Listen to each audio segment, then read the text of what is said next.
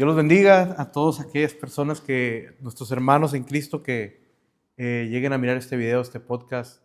De nuevo quiero darle primero las gracias a nuestro Señor, a nuestro Dios, por el poner en el corazón este proyecto, que es más que nada el bendecir a todos aquellos que miren este video, a nuestros hermanos, a todas aquellas personas que no han llegado todavía a los caminos del Señor, y más que nada aclarar dudas, aclarar controversias que existen, pues, preguntas. El tema de este video, de este podcast, el día de hoy, vamos a hablar de la santidad. Y para mí es un honor aquí tener a mi pastor. Bienvenido, pastor. Dios lo bendiga en este día. Gracias por aceptar ahora sí el poder bendecir a otras personas a través de la sabiduría y el conocimiento que nuestro Señor le ha otorgado a través de los años. Bueno, vamos a empezar este podcast de nuevo con una pregunta y un tema controversial, algo controversial, o que muchas personas han tenido alguna duda, y queremos hablar y queremos abrir con la primera pregunta, que sería: ¿qué es la santidad? Y no solamente qué es la santidad, sino qué es la santidad de Dios y qué es la santidad en el cuerpo de Cristo. Sería la primera pregunta. Dios les bendiga. Bueno, vamos a iniciar con los puntos. La santidad es posiblemente el atributo más destacado del Dios Todopoderoso. Dios tiene santidad, amor, sabiduría, poder, autoridad, fidelidad y muchos otros atributos. Y sus atributos son únicos, perfectos e infinitos. No es posible siquiera lograr en lo mínimo comparar la grandeza de Dios con nada de lo que existe o que conozcamos. Y hablar de santidad es hablar de su atributo más grande del Señor. Él es completamente santo. La santidad se divide en dos partes. Está la santidad, cuando la Biblia habla de la santidad Kadosh, que se refiere a la santidad del perfecto Dios Todopoderoso.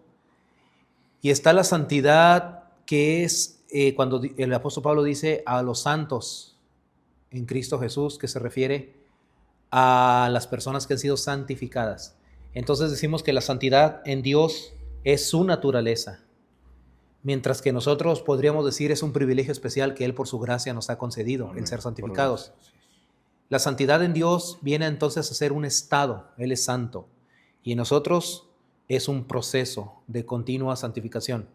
De manera que cuando la Biblia dice Dios es santo, el término original que se utiliza para santo en Dios es Kadosh, que es Dios es totalmente santo, puro, perfecto, íntegro, irreprensible. Él es Dios.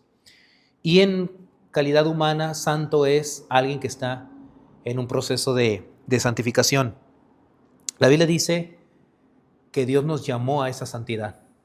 Entonces, la santidad en Dios es única, y en nosotros es un desarrollo constante de purificar nuestras vidas delante de Dios. Y por santidad en Dios entiéndase que Dios tiene rectitud, justicia, verdad e integridad absolutas. Dios es completamente justo, totalmente perfecto. Y en nosotros podríamos hablar que hay niveles. La excelencia es un nivel, alcanzar la excelencia humana en nuestras palabras, en nuestras acciones, en nuestra conducta o comportamiento. Esa sería la excelencia. Y luego está la perfección. En ese nivel que usted está hablando, ¿qué hombres pues, que tenemos que están en las Sagradas Escrituras, habrá hombres que alcanzaron ese nivel que usted está hablando? Bueno, primero está la excelencia, y es posible para un ser humano alcanzar la excelencia. Vemos en el mundo que hoy hay personas que son excelentes en las distintas disciplinas que existen, en lo que son las letras, la ciencia, las artes, en la música, en los deportes. Hay personas excelentes para cantar, excelentes para dirigir, excelentes para crear arte. Entonces, es posible alcanzar la excelencia humana. Hay personas que son excelentes en sus palabras, excelentes en su conducta, en su comportamiento. Pero luego pasamos al nivel de la perfección, y la perfección ahí la dividiríamos en dos categorías, que es la perfección de Dios y la perfección humana. Entonces alguien dirá, No es posible alcanzar la perfección humana porque estamos hablando que el ser humano es imperfecto por naturaleza, pero la Biblia dice, los perfectos heredarán la tierra. Dice, los ojos de Jehová rodean toda la tierra en favor de los que son perfectos para con él o de perfecto corazón. También dice la Biblia que Job era perfecto, recto, temeroso de Dios y apartado del mal. Entonces, cuando la Biblia se refiere a ellos como perfectos, lo que está hablando es de un nivel de pureza obviamente muy elevado, pero no quiere decir que sea la perfección divina. En la Biblia hay categorías. Encontramos en la Biblia distintas categorías de hombres de Dios que amaron al Señor con todo su corazón. Y en el nivel más alto aparecen en Ezequiel 14, Noé, Daniel y Job. Entonces Dios dice, si yo destruyese la tierra y enviase juicio a las naciones, solamente estos 3 varones librarían por su propia justicia sus almas. Ni siquiera sus hijos escaparían al juicio. Y aparecen en ese nivel Noé, Daniel y Job. Entonces, si analizamos la vida de esos hombres, fue sorprendente lo que ellos hicieron. Claro, obviamente por la gracia de Dios, aunque era en el tiempo incluso antes de la ley. Pero Noé, por ejemplo, dice la Biblia que la generación estaba depravada y Dios halló perfecto a Noé en sus generaciones. A mí me impresiona que no había en ese tiempo Biblia, no estaba la sangre del Cordero aún y no estaba el Espíritu Santo, no había llegado al día del Pentecostés, y él era un varón perfecto de corazón. También Daniel dice la palabra que no había defecto ni falta alguna en él. No se lo encontraron, no lo pudieron encontrar. Tuvieron que inventar una ley para calumniarlo y destruirlo. Y Job era un varón perfecto. Job 31 registra las cualidades que Job tenía. Sin embargo, vemos cómo estos 3 hombres que fueron los más rectos de toda la historia, según la declaración del mismísimo Dios Todopoderoso, aún ellos no nos pueden dar a nosotros libertad. O sea, ni siquiera el que ellos hayan estado en ese nivel espiritual tan excelente, ni siquiera eso fue suficiente para que nosotros fuésemos justificados. Sabemos que el único que pudo hacerlo fue Jesucristo. Y luego está la excelencia, la perfección y la infalibilidad a la que ya nadie puede alcanzar, solamente Dios. Pero sí, la santidad en Dios es un estado, Él es santo, es su naturaleza, Dios es totalmente santo y en nosotros es un proceso. Interesante, porque se habla muchas veces cuando allá afuera en el mundo mencionan la perfección en los hombres. Como nadie puede ser perfecto, nadie es libre de pecado, nadie, y se concuerda con eso, nadie es libre de pecado, todos hemos pecado, así lo dice la palabra, pero sí hay un nivel de santidad que se puede conseguir, no a través de nuestros propios esfuerzos, sino a través de nuestro Señor y de su misericordia y de esa transformación que ahorita vamos a seguir con las siguientes preguntas. La segunda pregunta sería, ¿es posible vivir una vida en santidad a pesar de tener una naturaleza caída? Y si sí, ¿cuáles serían los pasos o cuáles son los pasos para alcanzar un nivel de santidad o un nivel a lo cual sea agradable a nuestro Dios? O sea, ¿es posible vivir una vida en santidad teniendo una naturaleza caída? Bueno, sí es posible. Es una pregunta interesante. Ok, eso es importante. Hay un libro de Watchman Nee, que Watchman Nee fue un escritor extraordinario. Él escribió cosas bien tremendas que Dios le reveló. Sus libros son altamente recomendables. Y él hace una descripción de lo que es todo lo que el hombre perdió en el huerto del Edén. Nosotros somos seres tripartitos, tenemos espíritu, alma y cuerpo. Entonces, él explica que cuando el hombre cayó en pecado, Adán, en el aspecto físico perdió fuerza. Dice la Biblia que Dios colocó a Adán en el huerto de Edén para que lo labrara y lo guardase, lo cual se supone que él tenía una fuerza física impresionante para guardar ese jardín, que él ya trabajaba antes de la caída. Eso habla del cuerpo tan fuerte que en calidad física él tenía. Luego habla la Biblia de su alma, el alma de Adán. Y en cuanto a alma, que es donde está la mente, él tenía un gran conocimiento. Cuando dice la Biblia que él le puso nombre a todos los animales que hay en el campo, eso es impresionante porque han desaparecido especies de animales hoy, que hace 200 años existían, lo cual quiere decir que antes había muchas más clases de animales, ¿no? Y colocarle nombre a todos los animales significa la gran inteligencia que él tenía en su alma, pero en su espíritu él percibía la presencia de Dios. Momentos después de la caída, Dios le preguntó, ¿dónde estás? Y él escuchaba la voz de Dios, que luego ya el hombre ya lo perdió. Ahora bien, espíritu, alma y cuerpo. Cuando Adán cayó en pecado, dejó de percibir la presencia de Dios, porque el hombre está ahora en pecado. Eso es a lo que nosotros llamamos la naturaleza caída. Y la naturaleza caída es el estado o la condición humana que ahora tiene el hombre. El hombre quedó sometido al pecado. Y ahora todos sus deseos y todas sus inclinaciones son de continuo hacia el mal, como lo registra la Biblia. Entonces todos portamos una naturaleza caída desde que nacemos. Una tendencia a hacer el mal. A hacer el mal. Está en el corazón. El corazón es insensato. O sea, si el hombre no es guiado por leyes y no es dirigido por un orden moral, el hombre tiene la tendencia constante hacia la corrupción. Y esto es el estado evidente de la sociedad en la actualidad. Cómo el hombre está totalmente apartado de Dios. La gente no quiere de Dios, porque la naturaleza del hombre es contra Dios. La Biblia dice que sin Cristo somos enemigos de Dios, estamos en tinieblas, bajo condenación, y la Biblia dice que el que no tiene a Cristo es un hijo del diablo. Eso dice la palabra de Dios. Mucha gente dice, yo soy un hijo de Dios. No es así. Juan 1:12 dice, a los que creen en su nombre, obviamente los que están lavados con la sangre del Cordero, les dio potestad de ser llamados y de ser hechos hijos de Dios. Los que no son concebidos por naturaleza humana, por voluntad de hombre, sino por el Espíritu de Dios. Entonces, la naturaleza caída las tenemos todos. Pero, para aquellas, disculpe que lo interrumpa, pero para aquellas personas que puedan tener la duda, usted está hablando de cuando el tiempo en que vino Cristo, pero ¿qué sucede o cómo era antes como en el Antiguo Testamento, un ejemplo? O sea, y sabemos que sin Cristo ahora todos somos, como usted dice, todas las personas que no han sido lavadas por la sangre del Cordero no son hijos de Dios. ¿Cómo lo podemos representar en el Antiguo Testamento, eso que usted está mencionando? Bueno, la salvación era solo para los judíos, ¿sí? Y sabemos que, de acuerdo a lo que la ley nos enseña, que se tenían que realizar muchos rituales y ceremonial de sacrificios para tener el perdón de los pecados, la expiación. Pero en Jesucristo, según el libro de Hebreos, se cumplió un sacrificio único, perfecto y completo, además de eterno. Entonces ahora alcanzamos esa bendición por lo que hizo Jesús en la cruz del Calvario, pero en el pasado, en la antigüedad, no era posible. Civilizaciones enteras se perdieron porque no tuvieron la oportunidad de recibir esa salvación. Bueno, y Pablo habla de eso en Romanos 2 cuando dice que los que sin ley vivieron, sin ley serán juzgados, y los que vivieron dentro de la ley serán juzgados o con ley. Pero será más tolerable el castigo para aquellos que no conocieron que para los que hoy conocemos.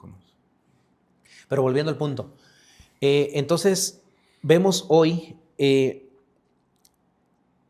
aunque tenemos una naturaleza caída, ¿es posible vivir una vida diferente, una vida recta? Bueno, creo que sí. ¿Por qué razón? Porque ahora tenemos el Espíritu Santo, que es el que nos ayuda en nuestras debilidades. Obviamente es una lucha. Pablo dijo, andad en el Espíritu y no satisfagáis los deseos de la carne. Pablo también dijo en Romanos, miserable de mí, ¿quién me librará de este cuerpo de muerte? Porque mientras yo tengo deseo de servir a Dios, mi espíritu está dispuesto a servir a Dios, mi carne me dictamina una ley contraria, que es siempre estar en contra de Dios. Entonces es una batalla. Y el apóstol Pedro dijo, les ruego que se abstengan de todos los deseos que batallan contra el alma. Entonces tenemos una naturaleza caída, pero tenemos que dominar nuestros pensamientos, nuestros deseos, la lengua, que requiere un dominio extraordinario. Tenemos que aprender a dominar todo eso, y eso no es posible en calidad humana. Yo no puedo vencer mi debilidad. Yo no puedo vencer mis deseos carnales. Yo no puedo vencer la tentación, no puedo. Mi esfuerzo humano es insuficiente para vencer eso. El único que tiene el poder en mi vida es el Espíritu Santo. Amén. Entonces, ¿es posible vivir una vida santificada? Sí. Pero solo bajo la conducción, la guía y la dirección del Espíritu Santo. No es posible en calidad humana lograr eso. La palabra que Él nos guiará a toda la verdad. Amén. Y hablando, la tercera pregunta sería, ¿cuál es el propósito de la santidad en el cuerpo de Cristo? Referente a esa pregunta, yo estuve anotando, buscando la palabra santo, y en el Antiguo Testamento es muy repetitivo cuando se refiere a mi pueblo santo, yo soy el santo, Dios refiriéndose a Él mismo. O sea, se menciona la palabra muchas veces en el Antiguo Testamento. Ahora, cuando estaba estudiando en el Nuevo Testamento, a partir de la venida de nuestro Señor Jesucristo a la tierra, se encuentra más la palabra santo, santificación en el Nuevo Testamento. Entonces eso habla de que es muy importante el proceso de santificación, lo cual es un proceso. La palabra santo es cuando ya se llega a ese estatus, digamos, o a esa manera de vivir. Cuando, por ejemplo, no recuerdo si es en 1 o en 2 de Pedro, donde dice que seamos santos en toda vuestra manera de vivir. Amén. Entonces la tercera pregunta es, ¿cuál es el propósito de la santidad en el cuerpo de Cristo? ¿Para qué el Señor nos pide que seamos santos? O sea, ¿cuál es el propósito de ser lavados, de ser limpiados, de ser limpios delante de Dios? ¿Para qué el Señor nos demanda la santidad en su cuerpo que Él pagó? Pues simplemente porque Él quiere que seamos como Él. Porque Él se lo dijo a los hijos de Israel. Ustedes son mi especial tesoro elegido de entre todos los pueblos de la tierra. Sean pues santos porque yo, el Señor vuestro Dios, soy santo. Soy santo. Así es. Entonces, el primer propósito es porque Él así lo quiere. Él es santo. Dios es santo y quiere que seamos como Él. El segundo propósito es porque la santificación nos conviene. La santificación abre la puerta a las bendiciones celestiales. Amén. Vivir en pecado Bendiciones destruye. celestiales. El pecado carcome, corroe, destruye, pudre, corrompe la naturaleza humana.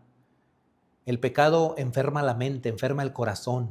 Toda la condición en el estado en el que se encuentra nuestra sociedad hoy es resultado del pecado. No tiene que ver con leyes, con sistemas penitenciarios, con sistemas de procuración de justicia que sabemos que no funcionan en el mundo. No sirven los sistemas de administración de justicia aquí en la tierra. Porque el problema está dentro del corazón del hombre. Así es. Entonces, cuando el hombre cayó en pecado, se apartó de Dios. Y hoy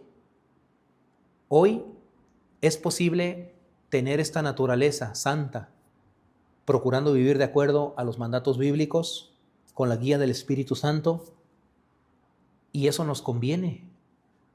El propósito es, porque un día finalmente creo que el propósito de todos debe ser, nosotros los que creemos esto, que un día vamos a ir al cielo, porque yo creo que vamos a ir al cielo. Amén. La Biblia lo Así dice. es. Y la Biblia dice en algunos salmos, por ejemplo en el Salmo 15, en el Salmo 24 y en Isaías 33, ahí se encuentran los puntos precisos de quienes entrarán al reino de los cielos.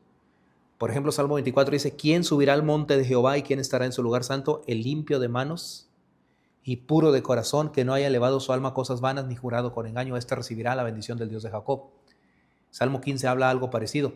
E Isaías 33 dice, ¿quién subirá? ¿Quién estará en las alturas? El que ha cerrado sus ojos para no ver cosa mala. El que ha tapado sus oídos para no escuchar propuesta sanguinaria. Es decir, el que ha guardado su vida, pues, el que trata hoy de vivir una vida recta. Y digo tratar porque tenemos una condición humana, pecaminosa. Pero en Cristo es posible. Amén. Con la dirección del Espíritu Santo. Entonces, pues, ¿cuál es el propósito principal? De entrada, ser como Él. Dice la Biblia que sin santidad nadie verá al Señor. Primera de Juan también menciona mucho y habla de quiénes son los hijos de Dios. Amén. Se menciona. La siguiente pregunta, ¿por qué a Dios le importa tanto la santidad de su pueblo? O si vemos desde el Antiguo Testamento, Él quería de una manera diferenciar a su pueblo del de los demás. Uh-huh. ¿Por qué al Señor, a Dios, a nuestro Dios, le importa la santidad? Porque Él es santo. Él es santo. Él es totalmente santo. Mira, hay una declaración donde Josué le habla a los hijos de Israel y le dice estas palabras. Eso es algo bien interesante. Moisés estuvo en la montaña de las múltiples veces que estuvo en la presencia de Dios y Dios le dijo, yo sé que este pueblo se va a apartar de mis leyes. Yo lo sé, Dios todo lo sabe. Así es. Entonces cuando Moisés descendió a la montaña, los hijos de Israel se emocionaron y le dijeron, Moisés, nosotros vamos a servir a Dios con todo el corazón. Y Moisés ya sabía lo que el Padre le había hablado. Y les dijo, ustedes no van a servir a Dios, ustedes se van a apartar. Y esa instrucción se la dejó al sucesor Josué. Entonces Josué también ya sabía que tras la partida de estos líderes extraordinarios, el pueblo se iba a apartar. Entonces Josué les dice unas palabras a los hijos de Israel. Ustedes no van a poder servir a Dios. Fíjate este punto. Porque Dios no va a sufrir sus pecados.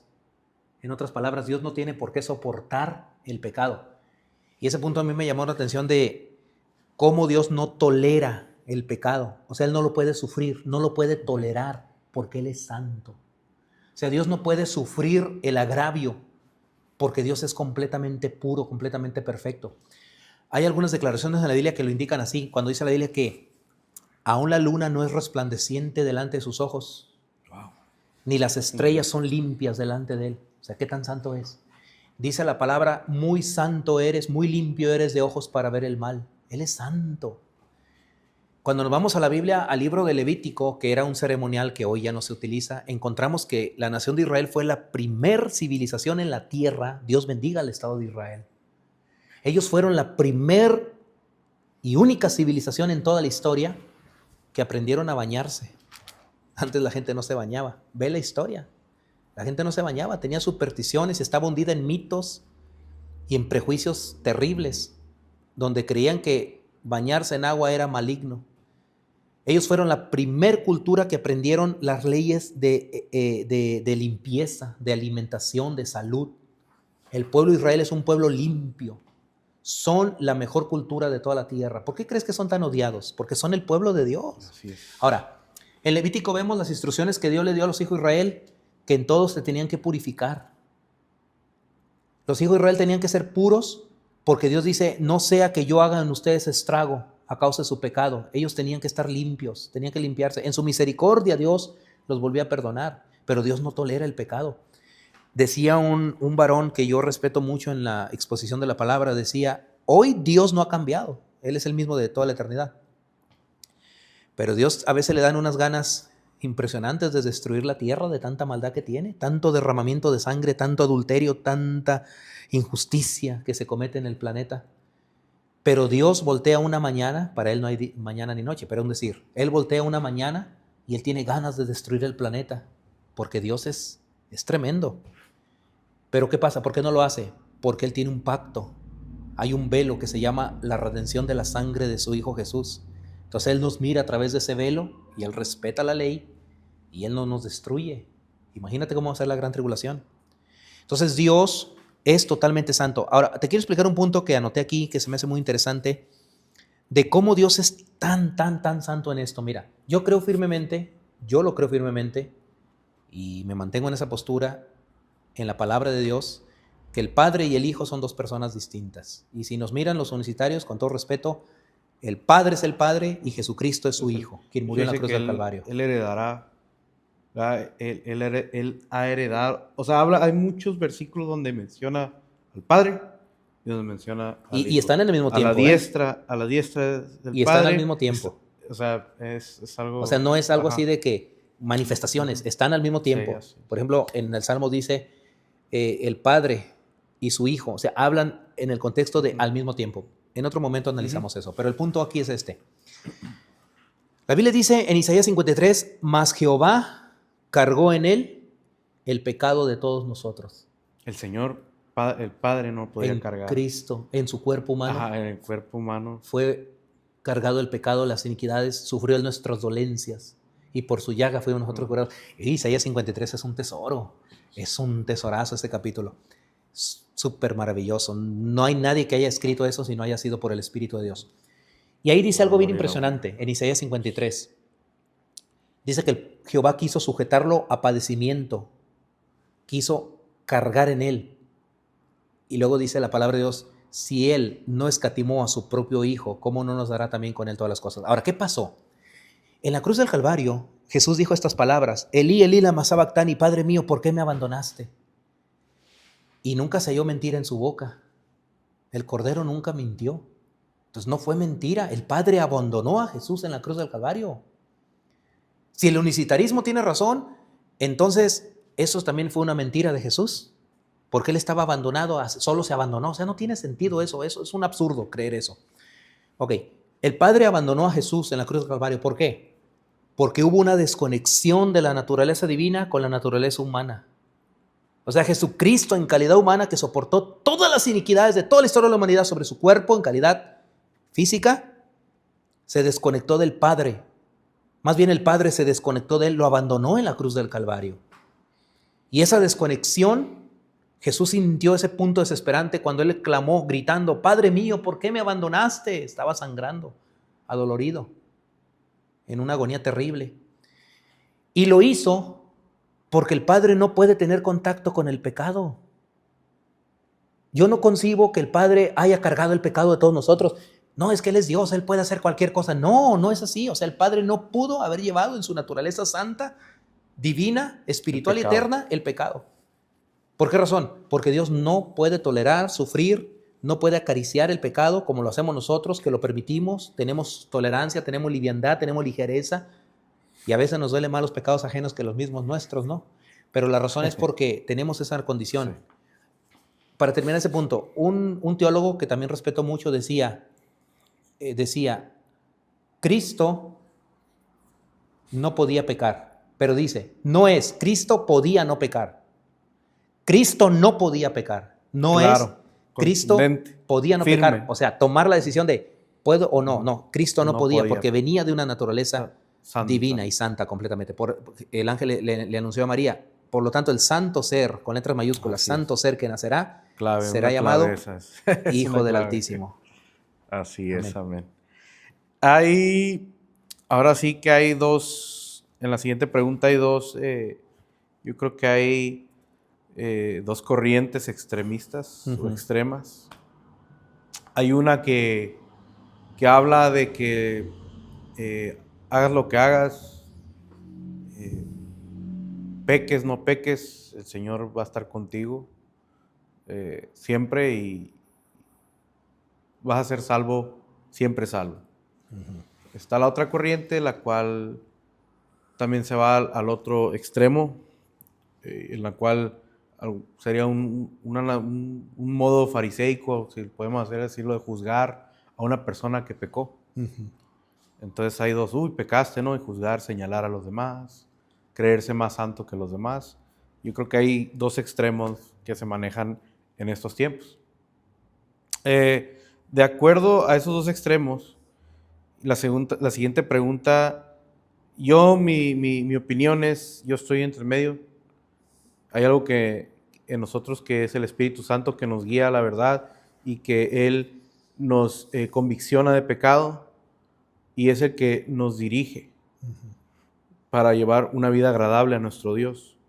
No es por el hecho de que sea de buscar, de temer o de tener un miedo, sino tenemos un respeto a nuestro Padre y reconocemos de que todo lo que Él nos ama y nosotros como hijos queremos ser buenos hijos delante de Él. Sí. La siguiente pregunta ¿es posible? Y es más que nada en el cuerpo de Cristo. ¿Es posible ser salvo sin santidad? Y a esto no me estoy yendo y los niños y las personas que nunca fueron creyentes. Si el Señor fue misericordioso con él y él aceptó a Cristo en el último momento, eso es porque el Señor así lo quiso. Pero ahora yo me refiero a aquellos que se congregan, a aquellos que están en el cuerpo de Cristo. ¿Es posible que sean salvos, que lleguen a la meta sin santidad? No, definitivamente no. ¿Por qué?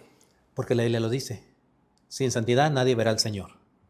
Entonces los salmos que hace rato te cité, entre otros más, hablan de las cualidades, características o por así decirlo requisitos para entrar al cielo. La salvación es por gracia, no por obras. Claro. O sea, es un regalo. Jesús pagó el precio en la cruz del Calvario. Yo no voy a ser salvo por lo que yo haga, sino que soy salvo por lo que Él hizo. Ahora bien, la Biblia sí habla de la santificación en consideración o unidad con la salvación. Es decir, la Biblia habla de la salvación y habla de la santificación. Y si nos vamos a la palabra de Dios, vemos que la primera persona redimida por la sangre de Jesús, que fue un privilegio, fue el ladrón en la cruz. Hay personas que piensan esto. Dicen que si no te bautizas, que no es la pregunta, pero déjame analizar eso, que si no te bautizas no eres salvo. Y yo te compartí en otro momento esto. La Biblia dice, el que creyere y fuere bautizado será salvo. mas el que no creyere será condenado. Pero no dice, mas el que no creyere y no fuere bautizado. Porque sabemos que hubo personas que no fueron bautizadas. El ladrón en la cruz no fue bautizado No. y fue salvo. Igual, en la contraparte hay personas que se bautizan en la iglesia, viven una vida desordenada e igual se van al infierno. O sea, eso no garantiza. y cuando dicen, el bautismo que corresponde a esto, ahora esto nos salva. Hay que leer bien cuidadosamente ese punto porque no se refiere a eso, que en otro momento analizamos eso porque no es el tema que nos ocupa. Pero hablando del ladrón en la cruz, él no fue bautizado. Ahora, ¿fue santificado? Bueno, Jesús le dijo, de cierto te digo que hoy estarás conmigo en el paraíso. Entonces, la Biblia, ahí lo que nos ilustra en torno a la vida de este varón es que él estaba agonizando también en la cruz, pero él fue perdonado y ya no pecó más. Una persona que muere fatal en un accidente de último momento, se arrepiente, ya no tiene ocasión para seguir pecando. Pero la santidad es requerida junto con la salvación, porque la Biblia claramente dice que sin santidad nadie verá al Señor. Y luego dice Apocalipsis, bienaventurados son los que lavan sus ropas para tener derecho al árbol de la vida y entrar por la puerta de la ciudad. Ve este punto. Primero tomas del árbol de la vida y luego entras. ¿Cómo es ese proceso? No lo entiendo, pero es otra dimensión. Entonces, no es posible ser salvo si la persona no es santa. No es posible. Podemos amplificar el punto, quizás el tiempo no nos lo permita en esto tan breve, pero la Biblia claramente indica que la santificación va unida a un proceso. Se habla de algunos pasos entre los que están al final, desde la elección hasta la glorificación, y ahí está incluida también la santificación. Es parte de lo que Dios hace en la vida de una persona. Pues es interesante porque me he hablado con personas que de alguna manera dicen, no, pues soy salvo hasta, pues no refiriéndome a que a lo que haga, sea lo que sea, ¿no? Pero sí no ponen especial atención a ese punto de la santidad. Yo creo que es algo que hay que siempre, como dice, estar lavando nuestras ropas. Porque es una lucha constantemente. Pablo lo mencionó, que era una lucha contra la carne, ese aguijón que no se sabe cuál era el aguijón de Pablo, pero siempre fue una lucha. Fue una lucha. También en Primera de Juan, siempre yo recomiendo que leer Primera de Juan, el capítulo, cual no es muy largo, pero ahí se menciona mucho cuáles son las prácticas de aquellos que son hijos de Dios y aquellos que no lo son. Así es. La sexta pregunta sería, ¿qué consecuencias se producen en el cuerpo de Cristo al no caminar en santidad? Y aquí quiero apuntar para 3 niveles, y así se podría decir. A nivel personal, ¿qué consecuencias hay a nivel personal cuando no está caminando el individuo, la persona? Ahora, cuando no hay santidad en el altar, ¿y qué produce esto a nivel congregación, a nivel iglesia, a nivel en el cuerpo de Cristo? O sea, ¿cuáles son las consecuencias que se producen al no caminar en santidad?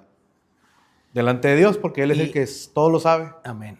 ¿Verdad? Así es. No hay que se esconda. Y lo dijiste en un orden correcto. Todo comienza en mi vida, en el caso de los que estamos en una iglesia, el altar, y eso es transmitido a toda la congregación. Primero mi vida, mi persona, cómo está el estado de mi matrimonio, mi relación con Dios, cuidado del altar y lo que es la iglesia del Señor, el cuerpo de Cristo. Bien, pues a nivel personal la problemática es muy fuerte. Se abren puertas a la invasión de espíritus malignos cuando las personas viven caminando con debilidades no superadas, emociones no tratadas, transgresiones cometidas, pecados ocultos. Vamos a llamar todo eso una iniquidad arraigada, es decir, que no hemos resuelto el tema de santificarnos, como dice la palabra del Señor, en espíritu, alma y cuerpo, que incluye la mente. El que vivamos una vida o tratar de vivir una vida lo más recta posible delante de Dios, que no es con mi esfuerzo humano, sino con la gracia de Dios y el Espíritu Santo. Cuando nosotros no tratamos esas áreas y hay debilidades no superadas, ¿sí? Cuando hay pecados ocultos, y muchos en el cristianismo viven practicando pecados ocultos. Muchos hoy están predicando en adulterio, en fornicación, teniendo una relación secreta, una amiga secreta, un amante, personas que simpatizan con personas del mismo sexo, vamos a llamar eso homosexualidad, lesbianismo, que ahorita está vetado en la sociedad que hables de eso, porque se defiende lo que llaman derechos humanos, pero es pecado delante de Dios. Esto es abominación delante del Señor. Y cuando eso no es confrontado, cuando el pecado no es confrontado, se abren lo que nosotros llamamos puertas abiertas y vienen males sobre la casa, vienen sobre los hijos. Yo soy un firme partidario de que existen las maldiciones generacionales. Sabemos que también es un tema de amplio debate en la actualidad. Muchos dicen que no es cierto, pero yo creo firmemente que sí existen. La herencia de los padres hacia los hijos en temas, en pecados cometidos. Simplemente un ejemplo, por ejemplo, los antepasados. Dios perdonó a Salomón muchas veces por amor a David. Así es. Tuvo mucha misericordia de él. Yo también soy un firme partidario que Dios, así como uno hereda bendiciones a los hijos, también uno hereda maldiciones a los hijos a través de algún adulterio que sucedió en el matrimonio. Sabemos que los hijos van cargando con eso. Así es. O sea, son consecuencias que traen, que se heredan. Que se heredan por parte de las decisiones. La bendición y la maldición se heredan bíblicamente. Es. Y hay muchísima información sobre eso. En Deuteronomio 28 y 29 habla de eso. Habla de eso, de cómo es transmitido hacia los hijos el pecado de los padres. Entonces, cuando nosotros estamos cometiendo pecado oculto delante de Dios, en la vida cristiana me refiero, pues eso trae consecuencias. Y hay mucho que hablar sobre ese punto, pero me interesa lo del altar. Eso, en el altar. Es un tema muy polémico, el altar. Mira, hay una cosa bien curiosa hoy en las iglesias, y esto pasa muchísimo, más de lo que nos imaginamos. La Biblia habla de los hijos de Elí, que posiblemente se trate del caso más ejemplar en las Escrituras en torno a la permisividad de los pastores, permitiendo que sus propios hijos en pecado ministren en esa condición en el altar. Hoy en día hay mucha ligereza respecto a eso, mucha ligereza. Mira, a los músicos no les gusta orar, no les gusta la consagración, no les gusta la búsqueda. No han ayunado ni por accidente. No saben lo que es la oración, el ayuno, la consagración, la búsqueda. No saben nada de lo que es santificación. Y en esa condición se suben a cantar al altar. Miran pornografía, están en adulterio, conviven en unión libre. Y los predicadores hacen esto. Y el precio que se paga por ensuciar el altar es muy caro. Porque Dios no habla, no hay manifestación de su unción. No hay sanidad. No hay liberación. No hay liberación. Las vidas no son libres. Te aseguro que si ponemos, Dios tenga misericordia, pero si ponemos en evidencia o en contexto a alguien que está en esa condición frente a un endemoniado, no sabe qué hacer. No tiene el poder, la autoridad ni el respaldo del Señor para echar fuera demonios. Los cuales vienen a partir de caminar en santidad. La santidad te da autoridad. Los demonios no respetan en una persona el que tenga un conocimiento bíblico o un certificado teológico. Ay, es que estudió en el seminario tal y está bien preparado en teología, pero vive una vida inmunda, sucia, desagradable delante del Señor. No hay respaldo. Los demonios no respetan eso. Los demonios lo que respetan es la santidad. Cuando una persona tiene una búsqueda, una integridad y una obediencia delante de Dios, los espíritus de las tinieblas se tienen que someter a ti. Eso enseña la palabra de Dios. Nosotros creemos en eso. Hay quienes no creen en eso, que ya nosotros no tenemos autoridad para echar fuera demonios. La Biblia dice que sí, estas señales seguirán a los que creen. 2 puntos. En mi nombre echarán fuera demonios. Remarcan ahí esa parte de solamente les hablaba a ellos. Que sí, dice que solamente les hablaba a ellos. Pero Jesucristo fue bien claro, seguirán a los que creen. Así es. Nosotros creemos. Amén. Y es en su nombre. Y lo hemos visto y aquí se ha manifestado. Gloria al Señor. Amén. Ahora bien, entonces nos ha tocado casos, no voy a mencionar nombres, obviamente, hay que tener ética profesional, pero de pastores que se les presenta un caso de un enchamucado y no saben qué hacer. Sacan la vuelta. O sea, no saben qué hacer. ¿Y sabes por qué no saben qué hacer? Porque saben que sus vidas están sucias. Y los espíritus, nos ha tocado casos, Daniel, donde los demonios dicen, ¿tú qué me vienes a poner la mano si tú andas con ella? Que son mentirosos también, Sí. Son mentirosos, pero entonces la persona se turba y ahí se evidencia. Cuando hay autoridad y sabes que estás bien delante de Dios, tienes la autoridad y... Así es, y si no te gana la culpa. Así es. Entonces, en el nivel altar se paga un precio muy alto, porque simplemente no se manifiesta la presencia de Dios y las vidas no son libres. Y eso comienza desde los músicos. Comienza de los que tienen la responsabilidad de la adoración, que no es cualquier cosa, o la enseñanza de la palabra. ¿Sí? Mira, esto es muy delicado lo que voy a decir, pero lo voy a decir así. Hay una ironía viéndolo por el lado contrario en la iglesia cristiana en este tiempo. La santidad, cuando hablamos de santidad, no estamos hablando del vestuario, que tiene su lugar. O sea, yo creo firmemente que la mujer debe subir con falda arriba. Eso es lo que yo creo, ¿sí? Y no estoy de acuerdo con el pantalón. Pero ahí te va algo que es bien curioso también. Y esto es una ironía. Y dime si estoy equivocado o estoy mintiendo. Me ha tocado ver casos de iglesias donde los pastores permiten el pantalón, pero tienen una vida estable, un matrimonio en orden, los hijos sujetos en casa, todo correcto. Y los que usan faldas largas a veces son los que primero caen en adulterio. No sé si has visto eso. Sí, o sea, sí. Los que usan faldas largas y las personas que, ¿sí me entiendes? Que son bien, ¿cómo se diría eso? Bien delicados. Faldas largas, pero lenguas largas también. Entonces ahí vemos una ironía bien tremenda. Y a mí me ha tocado ver algo bien tremendo. Todos los casos, pero sí, yo he visto a mujeres que suben al altar con pantalón, pero se siente la unción. Y sé que a algunos religiosos no les va a gustar lo que estoy diciendo. Y he visto a personas que usan faldas largas y que crean divisiones, por ejemplo. Un espíritu de rebelión bien tremendo. Es un demonio. Explícame eso. Entonces, la santidad no tiene exactamente que ver con la apariencia, o con usar velo, o con traer el cabello largo. O sea, la santidad está en el corazón, pero claro que se tiene que manifestar en el exterior. También. Porque solo Dios conoce los corazones. Es que hay dos extremos. Son dos extremos. Yo he conocido extremos. Debe existir un equilibrio. Que se suben pues con unas vestimentas que también pelos pintados. Ese es otro extremo incorrecto. Y yo he mirado extremos. Yo creo que la santificación es algo que viene desde adentro. Del corazón. Del corazón. Así es. Y se va viendo el cambio hacia el exterior. En su lenguaje, también, en su manera de pensar, su manera de su manera de vestir también. Por consecuencia, o sea. Pero como le digo, hay dos extremos que se manejan, uno donde son fariseico. Fariseico, y el otro y extremo libertino. Muy liberal. Yo creo que también en ese punto medio. Prosiga, pastor. Disculpe. Mira, esto es algo bien tremendo. Te quiero leer algo que escribí aquí. Eso está delicado, pero pues lo voy a leer, ¿no? Este es un documento que tenemos aquí interno en la congregación. Hay quienes no les va a gustar y no van a estar de acuerdo. Cada quien es libre de pensar como quiera. Pero aquí, este es un documento que tenemos aquí interno de, por así decirlo, una constitución de cómo deben ser las personas que son llamadas a servir a Dios a profundidad. Entonces aquí habla del alimento, habla del vestuario, de asistir o no a fiestas con los parientes, el trato con la parentela, el entretenimiento, si podemos o no mirar televisión, si podemos o no escuchar música. Nosotros somos muy radicales en todo eso, ¿eh? Somos muy radicales, pero no somos fanáticos extremistas. Nosotros respetamos que hay otras formas de pensar y lo que te decía hace un momento también me llama considerablemente la atención. Pero déjame leerte un punto sobre esto. Esto está delicado. Hermanos, honramos con profundidad, con seriedad y con solemnidad la presencia de Dios.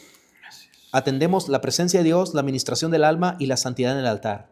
El altar debe ser respetado, debe ser protegido y debe ser edificado. Respetado, no cualquier individuo puede subir y pisotearlo. Si está en pecado, si convive en unión libre, si degusta pornografía, si es un ladrón, un inmoral, un perverso, un hijo del diablo, debe bajarse rápido y no permitírsele profanar el lugar donde Dios es adorado y su palabra es revelada. El altar debe ser protegido de tales sinvergüenzas. Si los pastores no lo hacen, el consejo de ancianos debe llamarlos a declarar y explicar la razón de su indolencia. Si el pastor no cumple su deber, el supervisor debe actuar de inmediato. Un superior no debe ir directo con los miembros de la iglesia o discípulos del pastor. Eso no es ético, no es correcto y no debe traspasar líneas de autoridad establecidas. Los pastores independientes, sin orden y sin dirección, así piensan, así fueron adiestrados por nadie y así proceden, quebrando reglas, corrigiendo ovejas de otro pastor y extrayéndolas a su rebaño con tales artimañas, pero esto no es ético, no es correcto y no es digno en quien se dice ser siervo del Señor, pues Dios es santo y a rectitud nos llamó el Señor. Así es. El supervisor debe amonestar a tal pastor y requerirle una rendición de cuentas por tales actos deshonrosos, el porqué de su descuido, su negligencia, su omisión y su ligereza, pues el altar debe ser protegido del pecado. No hacerlo manchará su pureza y ello dificultará enormemente la manifestación de la presencia, la gloria y la unción de Dios, pues el altar estará contaminado y el pueblo será perjudicado. Porque Dios no habla. ¿Por qué Dios no habla? ¿Por qué se siente frialdad y por qué las vidas no son libres? Porque en el altar hay pecado, porque las vidas no son corregidas y porque cualquiera en cualquier condición y en cualquier grado pisotea el altar con su inmundicia en la que se ha corrompido. Esto no lo debemos tolerar, no importa que se trate de individuos talentosos, jóvenes profesionales en la música o excelentes oradores en la prédica. Hay pecado, debe ser expulsado del altar. Honramos a Dios, esto es santificarnos para Él. Santidad total en el matrimonio. Y bueno, más puntos que vienen aquí, es que es muy largo de leer.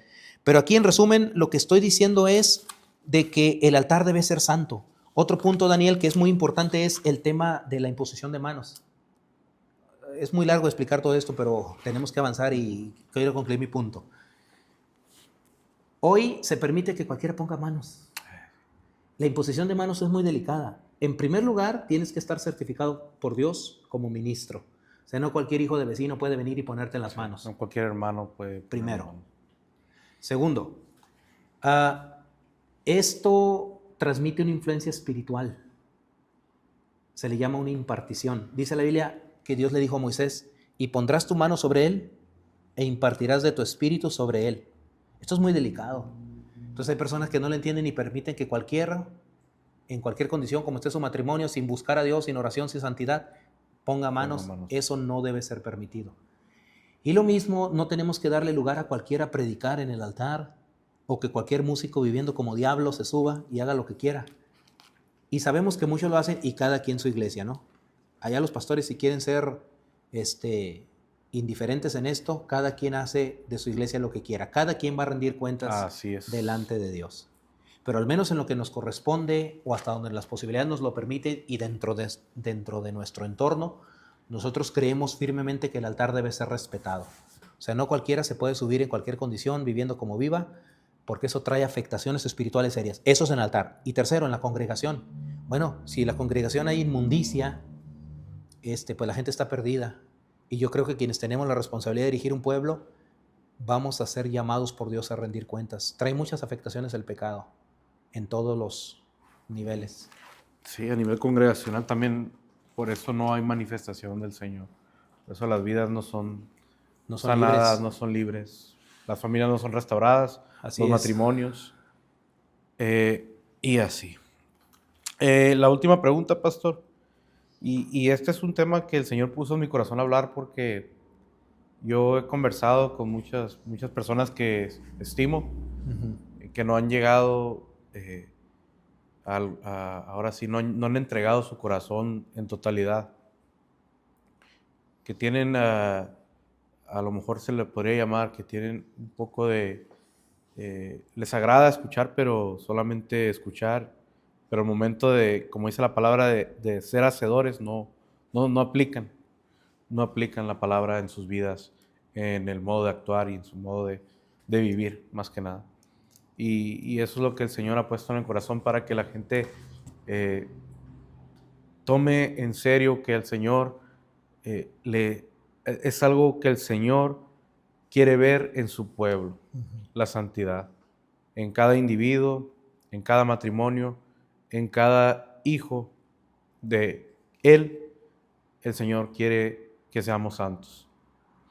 La última pregunta, pastor, con esta vamos a concluir.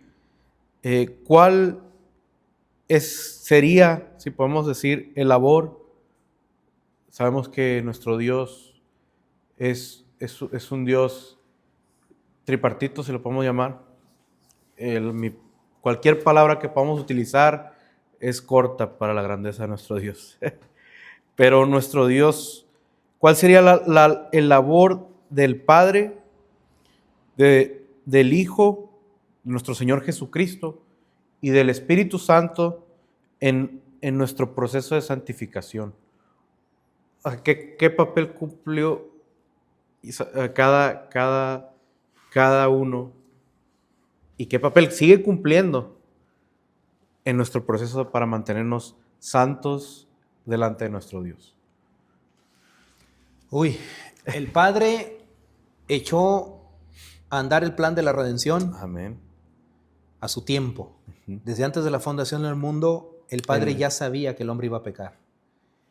Jesucristo, a su tiempo, de Génesis 3:15 la promesa, a su tiempo llegó Cristo, la palabra viviente, el verbo encarnado, la luz que alumbra a todo hombre, ¿sí? El mundo por él fue hecho, pero el mundo no lo conoció, porque la ley dice que por medio de él fueron creadas todas las cosas. Entonces Jesucristo es el creador, Hijo de Dios el Padre. Ahora bien, está el Espíritu Santo, que ahora nos ayuda en nuestras debilidades e intercede por nosotros con gemidos indecibles. Él es el que nos ayuda en este proceso, el otro consolador al que se refirió Jesús el Maestro. Y hay 3 citas bíblicas que son 2 Corintios 13, 14.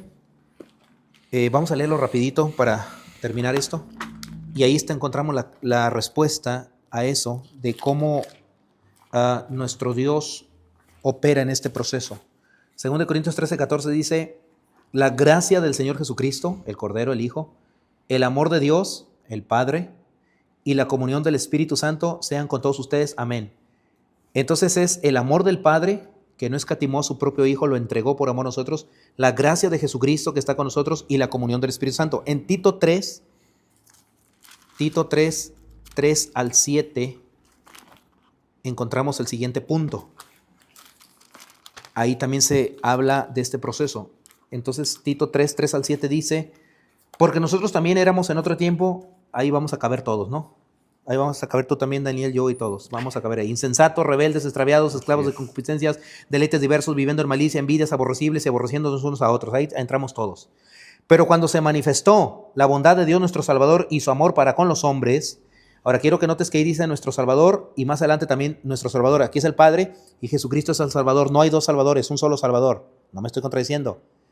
Porque el Padre es el Salvador a través de su Hijo Jesucristo.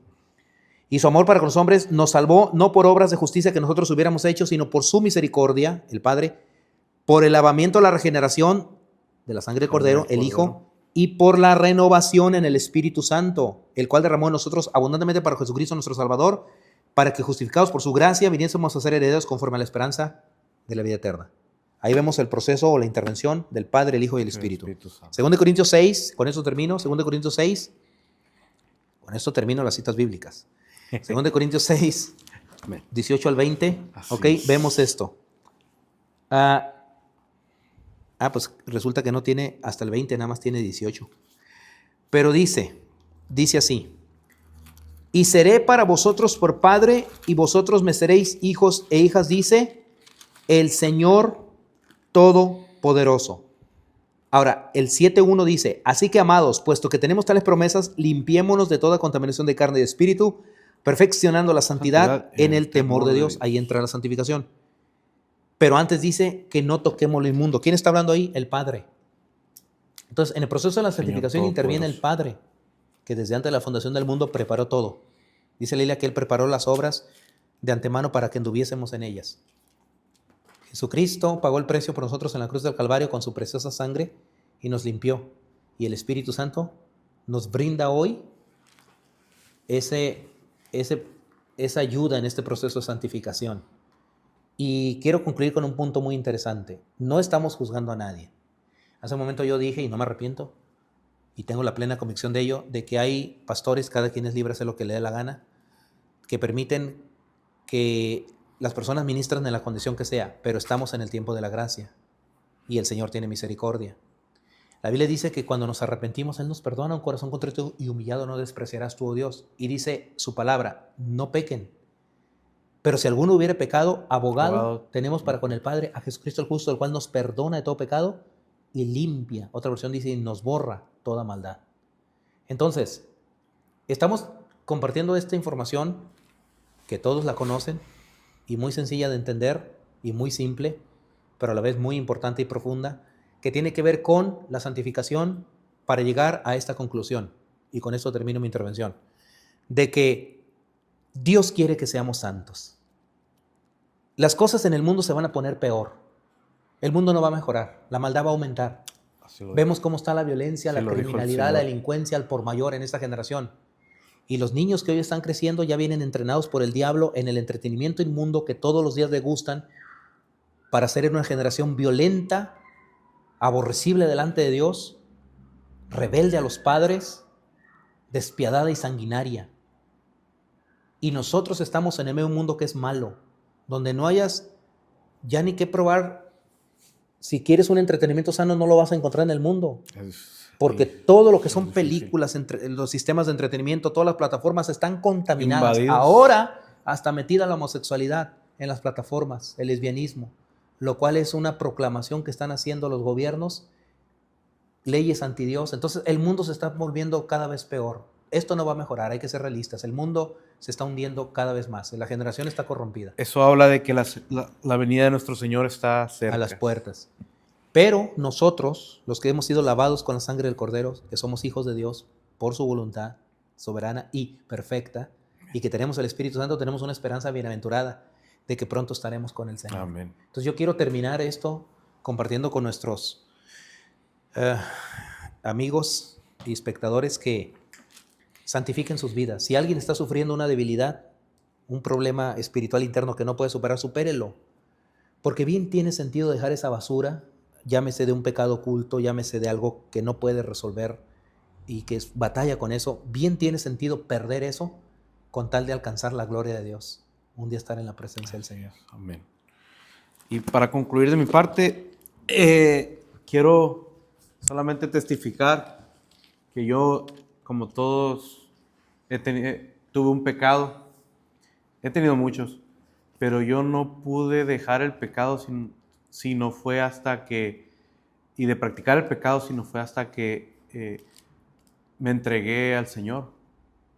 Me entregué acepté a mi Señor y mi único Salvador, que es el Señor, nuestro Señor Jesucristo, y me dejé guiar por el Espíritu Santo, teniendo una relación, orando, leyendo las Sagradas Escrituras continuamente. Fue como pude apartarme de de aquella debilidad que yo tenía. Uh-huh. Y esto, como a mí me sirvió, esto está en las Escrituras y es posible que las personas lleguen a ese nivel, si pudiéramos así decirlo, o a ese estilo de vida, un estilo de vida santo y limpio delante del Señor, dentro de esta naturaleza caída que tenemos, que vamos a pelear con ella y vamos a estar todo el tiempo luchando hasta que lleguemos ahora sí a ser semejante a nuestro Señor Jesucristo y a tener un cuerpo glorificado como lo dice en su palabra. Quiero terminar leyendo Primera de Juan, capítulo número 3. Primera de Juan, capítulo número 3, dice su palabra: mirad cuál amor nos ha dado el Padre para que seamos llamados hijos de Dios. Por esto el mundo no nos conoce, porque no le conoció a Él. Amados, ahora somos hijos de Dios y aún no se ha manifestado lo que hemos de ser.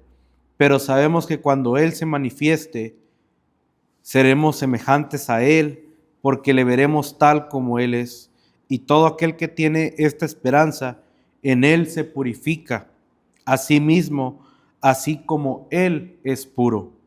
Todo aquel que comete pecado infringe también la ley, pues el pecado es infracción de la ley. Y sabéis que Él apareció para quitar nuestros pecados, y no hay pecado en Él. Todo aquel que permanece en Él no peca. Todo aquel que peca no le ha visto ni le ha conocido. Hasta ahí voy a leer. Dios los bendiga y espero y sé que esta palabra es de bendición y vamos a seguir siguiendo la guía del Espíritu Santo en estos videos y estos podcasts que seguiremos realizando.